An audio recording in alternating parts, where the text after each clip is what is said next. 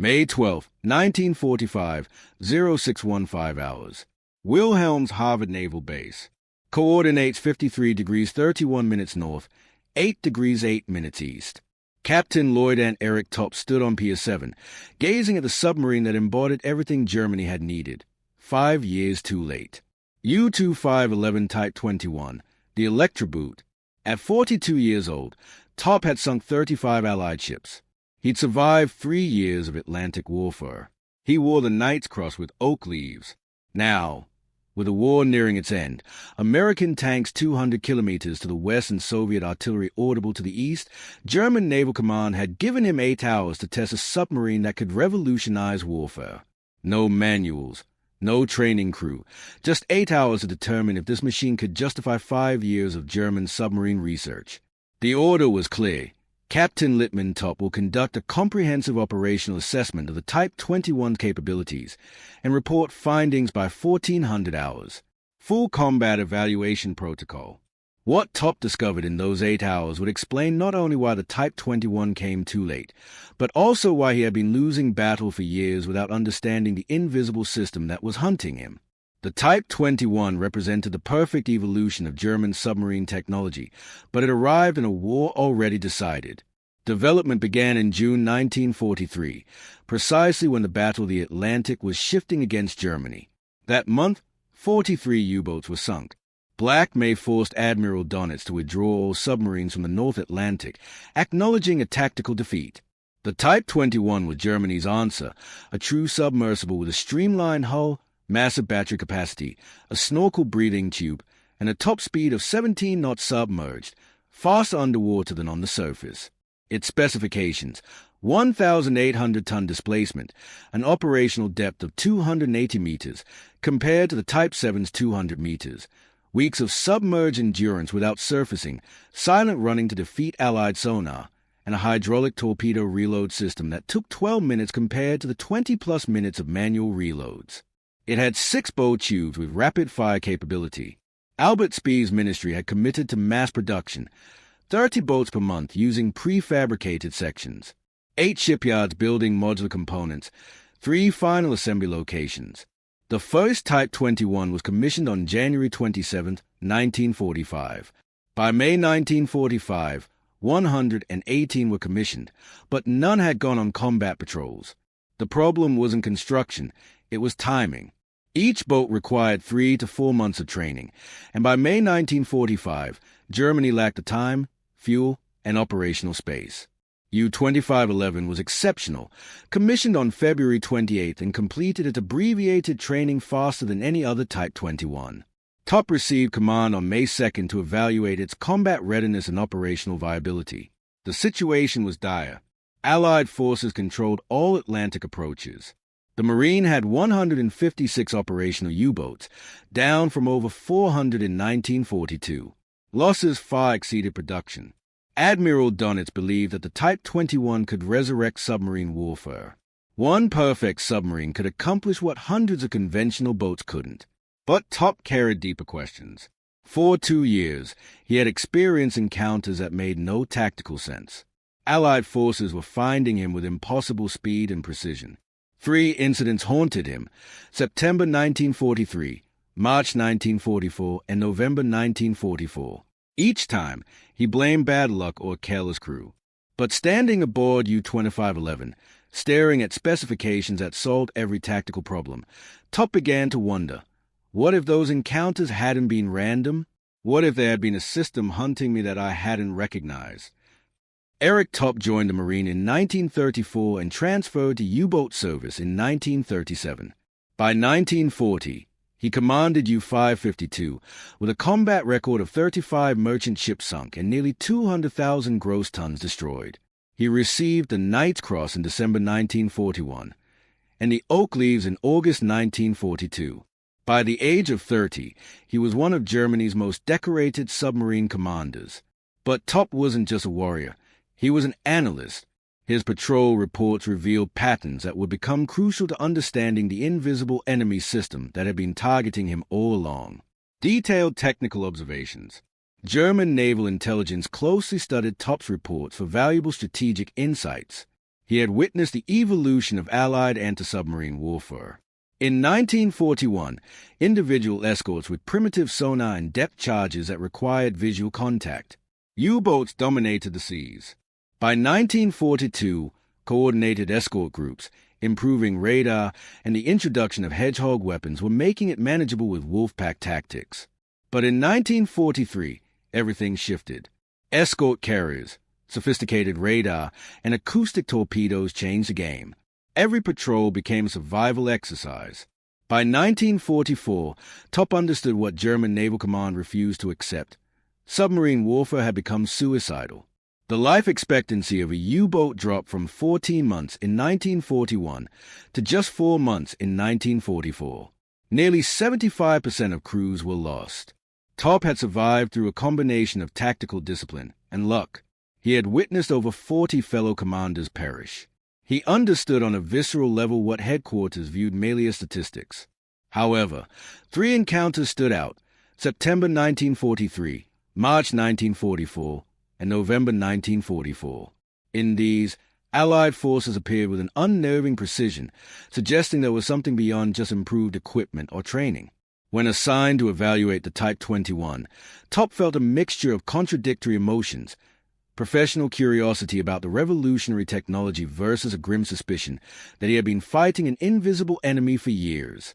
At 6:15 hours, on May 12th, Topp climbed aboard U-2511, knowing he had 8 hours to test whether his fears had been justified. By 6:20 hours, Topp descended through the forward hatch into U-2511's control room. His immediate impression was the spaciousness. Type 7 control rooms had been cramped, but the Type XXI offered genuine working space. The equipment layout was logical. The crew of 32 men, averaging just 19 years old, appeared impossibly young, none having combat experience. Topp conducted a rapid systems check. The diving planes were hydraulically operated, with a single operator able to control both the bow and stern simultaneously. The torpedo system was fully automated, with hydraulic loading. The battery capacity of 372 cells was triple that of the Type 7, offering submerged endurance measured in weeks. The snorkel allowed the boat to transit underwater indefinitely without surfacing. The sonar had passive hydrophones capable of detecting targets up to 50 kilometers away. The fire control system was automated, eliminating manual calculation errors. At 6:45, Topp addressed the crew. "We have until 1400 hours to determine if this boat can change the war. Standard evaluation protocol. All stations report readiness." The responses came quickly: diving stations ready, torpedo room ready, engineering ready, sonar ready. None of these young men truly understood what they were evaluating. They had never experienced Allied anti-submarine warfare. Topp, however, knew exactly what questions this boat needed to answer. Before testing the Type XXI's capabilities, his mind returned to the 3 encounters that had haunted him for 2 years. September 15th, 1943, 2,347 hours. North Atlantic, 52 degrees 18 minutes north, 28 degrees 35 minutes west. U-55-2 attack convoy N202. It was a standard approach: submerged night attack for torpedoes, 1 merchant sunk. Immediate dive to 120 meters, silent running. Within 18 minutes, 3 destroyers converged on his exact position, not searching, but converging directly, as if they knew precisely where he would be. At the time, Topp blamed radio discipline. March 7th, 1944, 1,420 hours. Bay of Biscay, 47 degrees 15 minutes north, 6 degrees 40 minutes west. Topp was transiting submerged using the snorkel, operating carefully with only 20 centimeters of mass exposed. There was minimal radar signature. Yet, within 30 minutes, Allied aircraft appeared overhead. No search pattern. They flew directly to his position at the time. Topp blamed the visibility of the snorkel wake. November 3rd, 1944, 0:15 hours. Western approaches, 51 degrees 40 minutes north, 12 degrees 20 minutes west. Topp pursued a damaged freighter. He dug to 180 meters, beyond normal depth charge range, and waited. Hedgehog mortars landed in a perfect pattern around his position. Contact detonations and multiple hull hits forced him to surface and retreat. At the time, Topp blamed acoustic homing torpedoes. 3 incidents, 3 different explanations, and 3 moments of bad luck. But now, standing aboard U-2511 and staring at the specifications that could have prevented all 3 encounters, faster speed, greater depth, better stealth, a new possibility emerged. What if there had been an invisible, predictive, and comprehensive system he had been fighting without even realizing it? The Type 21 solved every tactical problem. But if the Americans had created something beyond tactics, then even perfection wouldn't matter. Topp pushed the thought aside. Time to test. At 7 o'clock, U-2511 cast off from Wilhelmshaven Harbor in calm conditions, with visibility at 8 kilometers. At 7:15, at position 53 degrees 42 minutes north, 7 degrees 55 minutes east, Topp ordered the boat to dive. All stations secured for diving. The hydraulics closed the main vents in 18 seconds, compared to the Type 7's 35 to 40 seconds. The boat tilted downward smoothly and controlled. By 7:17, U-2511 leveled off at 50 meters, taking just 2 minutes and 3 seconds to dive, while Type 7 boats required over 4 minutes. That 2-minute advantage could mean the difference between life and death during an aircraft attack. But in September 1943, destroyers had arrived in 18 minutes anyway. At 7:25, submerged speed trials began. With all engines ahead full, U-2511 reached speeds of 8 knots, 12 knots, 15 knots, and finally 17.2 knots. The Type 7 had a maximum submerged speed of only 7 to 8 knots, sustainable for just 30 to 45 minutes. In contrast, the Type 21 could sustain 17 knots for 90 minutes, then 12 to 14 knots for hours. This had revolutionary tactical implications. U-2511 could outrun most surface escorts at 15 to 18 knots, rapidly reposition between attacks, and escape contact without surfacing. In 1940, this would have made U-boats unstoppable. But by September 1943, 3 destroyers had converged on him in 18 minutes. They weren't chasing. They were converging as if they had already calculated where he would be. Speed meant nothing if they knew his destination before he arrived. At 8 o'clock, Topp initiated a silent running test, diving to 60 meters and moving at 4 knots.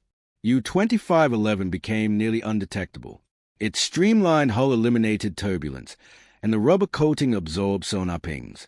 The sonar operator reported contact bearing 340 degrees at a range of 15 kilometers. 2 destroyers. Topp tracked the contacts, maintaining silent running for 30 minutes. U-2511 shadowed the Allied patrol, and the destroyers showed no signs of detecting the submarine. The Type 21's acoustic invisibility was impressive, as Allied sonar couldn't detect the boat while in silent running. However, Topp recalled March 1944, when aircraft appeared overhead in 30 minutes despite minimal signature during snorkel operation. Silent running didn't matter if something else detected him. At noon, Topp ordered the snorkel operation. U-2511's retractable mast extended, and the diesel engine started drawing air through the snorkel while remaining submerged. In theory, this would allow the boat to transit the entire Atlantic submerged. The Type 7 required surfacing 8 to 10 hours daily, and 90% of U-boat losses occurred while surfaced. Type 21 eliminated that vulnerability. However, Topp remembered March 7, 1944, when aircraft appeared above during careful snorkel operation. The technology was perfect, but something had still detected him. By 10:30, Topp turned his attention to the torpedo system. He ordered a simulated attack sequence in the torpedo room. The automated system was impressive, hydraulic loading in 12 minutes versus 20-plus minutes manually, 6 torpedo tubes versus 4, and an automated targeting computer. The silent launch system was flawless. The total time from target acquisition to second salvo was 18 minutes, while the Type 7 required over 35 minutes. It was perfect for 1940 convoy battles, but by September 1943, within just 18 minutes, barely enough time to reload, 3 destroyers had boxed him in. They hadn't been searching. They had been waiting where he would be. At 12 o'clock, Topp ordered a deep dive test. Prepare for a deep dive. We're going to 280 meters. U-2511 descended 100 meters, 150 meters, 200 meters, 250 meters, 280 meters. The Type 7 had a maximum depth of 200 meters, with a crush depth of 250 meters. The Type 21 was rated to go to 280 meters. At 280 meters, the hull groaned under the pressure, but it held where the Type 7 would have collapsed. Allied depth charges set for 200 to 250 meters couldn't reach the Type 21. But in November 1944, Hedgehog mortars exploded at 180 meters. Contact detonators exploded at any depth. The 280-meter depth gave him an extra 100 meters, but if weapons exploded on contact, depth became irrelevant. At 1 p.m., the combat assessment began. Topp reviewed the accumulated data. Submerged endurance at 17 knots, 90 minutes. At 12 knots, 10 hours. At 6 knots, over 72 hours. Silent running for weeks.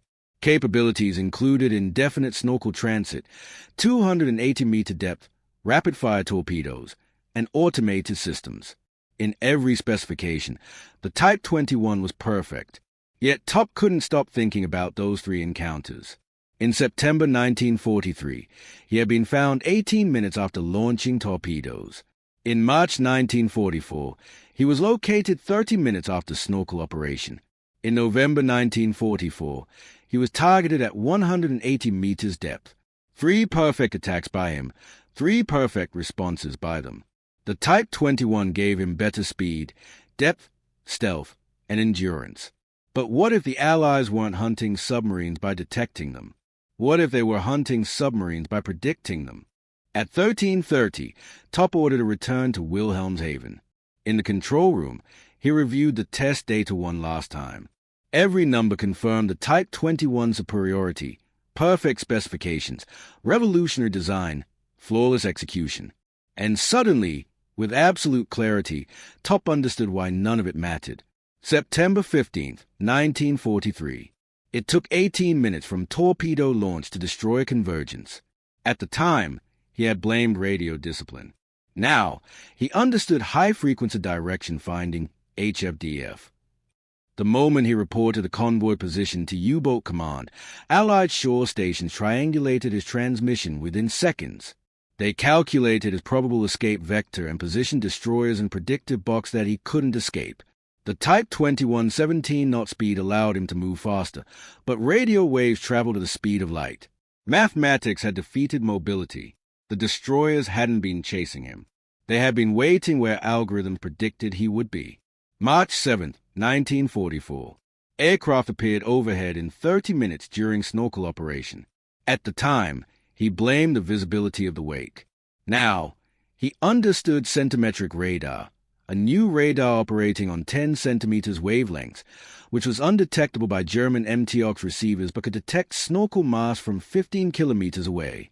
Patrol aircraft followed grid patterns, ensuring coverage every 50 kilometers. The Type 21 snorkel was identical to the Type 7's, and radar didn't care about the quality of the submarine below. The aircraft hadn't been searching. They had been following predetermined patrol patterns that guaranteed detection.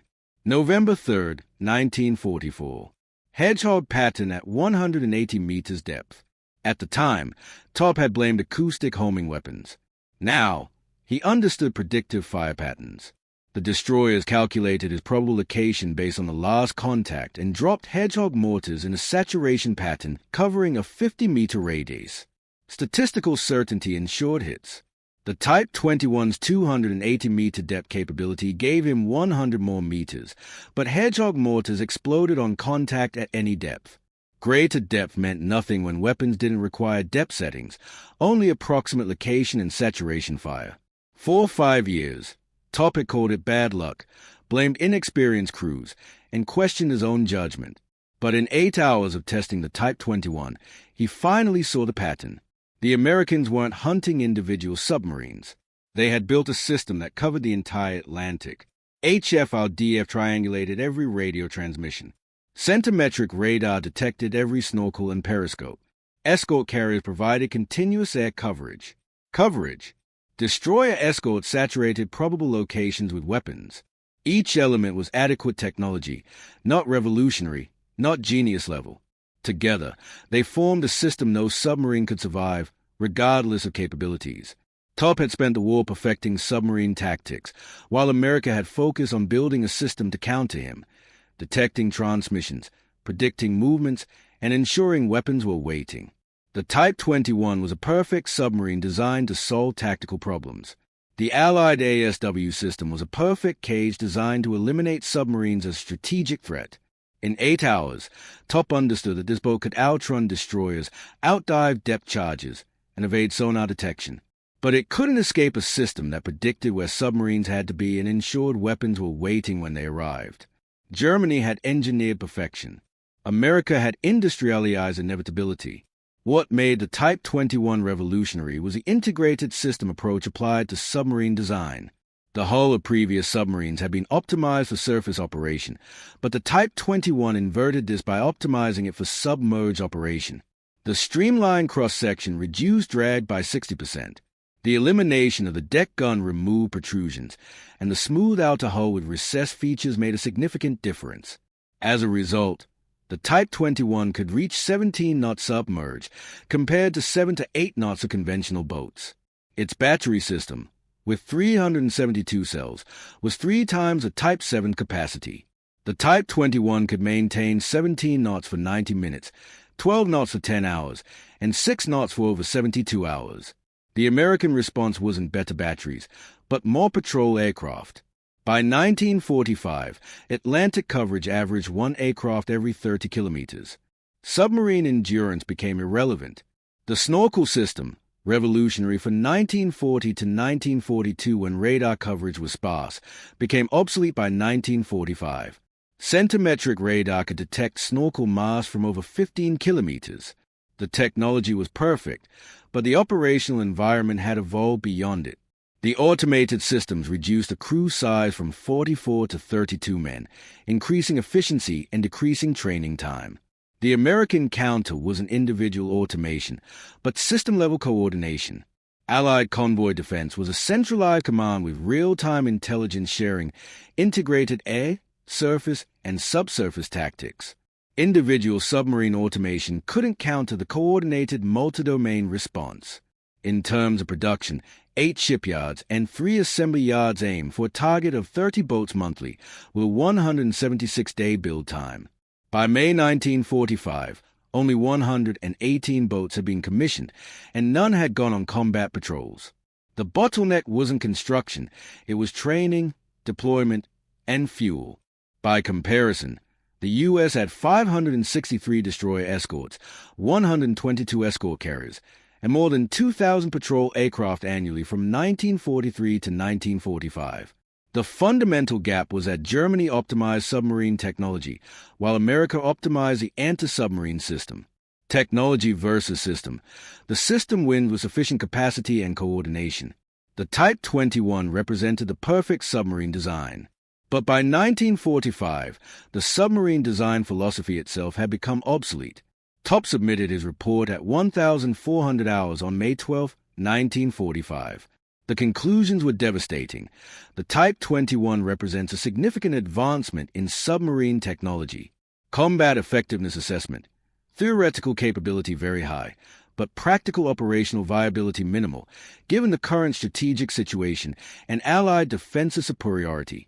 Translation: perfect boat. Wrong war. Too late. Admiral Donitz received the report on May 13th. Despite the pessimism, he ordered immediate combat deployment, a decision born of desperation rather than tactical reasoning. On May 30th, 1945, U-2511 departed on its combat patrol under Topp's command, the last U-boat to leave German waters on a combat mission. On May 4th, Germany surrendered. U-2511 received surrender orders while still at sea. Topp made one final demonstration. Submerged, U-2511 conducted a simulated attack on the Allied cruiser HMS Norfolk. Undetected to 500 meters, Topp obtained a perfect firing solution, but chose not to fire. He surfaced, flew the black surrender flag, and returned to Bergen, Norway. On May 10, 1945, U-2511 surrendered. It was the only Type 21 to complete an operational patrol, but it saw no combat engagements and sank no ships. Post-war Allied assessments confirmed Topp's evaluation as accurate. Technical reports validated the revolutionary capabilities of the Type 21, while strategic assessments affirmed its tactical relevance, given the existing Allied ASW systems. The Americans didn't replicate the Type 21. Instead, they studied it to refine their anti-submarine countermeasures. The Soviets, on the other hand, copied it directly, with their Whiskey-class submarines of the 1950s being Soviet-built Type 20s. Topp survived the war, joining the West German Navy in 1958 and rising to Rear Admiral by the 1980s. In interviews, he reflected, "I spent 8 hours discovering what German Naval Command refused to accept. We'd built the perfect weapon for a war that was already over. The Americans didn't defeat Type 21 technology. They made submarine warfare itself obsolete through industrial systems." The Type 21 story mirrored the broader pattern in German war production from 1943 to 1945. The German approach was to optimize individual weapons, creating technically superior equipment and assuming that quality would overcome quantity. The American approach, in contrast, was to build adequate equipment in overwhelming quantities, create integrated systems, and ensure production exceeded enemy destruction rates. This pattern was evident across various domains. In aviation, the German Me-262 jet could reach 550 miles per hour with only 1,400 built, while the American P-51 Mustang, at 440 miles per hour, saw over 15,000 produced. In armor, the German Tiger tank had only 1,347 built versus 50,000-plus Sherman tanks produced by the Allies. In submarines, Germany commissioned the Type II-18, which saw 0 victories, while the Allied ASW system boasted overwhelming deployment and integrated coordination. The fundamental difference was that Germany needed every Type 21 to perform perfectly because replacement was impossible. The Allies, however, could absorb losses indefinitely because their production outpaced attrition. The failure came in the timing. Germany needed the Type 21 when Allied defenses were still improvised in 1940 to 1942. The Type 21's development in 1943 to 1944 coincided with the Allies building integrated countersystems, and by 1945, when the Type 21 was ready, the Allies had overwhelming superiority. Topp understood. The Type 21 wasn't defeated by better Allied technology, but by Allied industrial capacity systematically deployed over 5 years. The Allies built comprehensive systems that made German weapons irrelevant. When engineering genius meets industrial systems, timing is what determines a victor. Germany engineered the ultimate submarine, but America built a world where submarines couldn't survive. On May 12, 1945, at 2 p.m. hours, Topp walked off U-2511 with absolute certainty. In those 8 hours, he realized what 5 years should have taught him. Individual excellence can't defeat systematic superiority. Perfect weapons arriving at the wrong time are worse than adequate weapons deployed continuously. Topp spent 8 hours testing the boat that could have changed the war deployed 5 years earlier. Instead, he spent those 8 hours confirming a war already lost, understanding at last why he had never stood a chance against an enemy that wasn't ships or weapons, but mathematics, coordination, and industrial capacity spread across an entire ocean. The Americans had won, not by building better submarines, but by creating a world where submarines couldn't survive.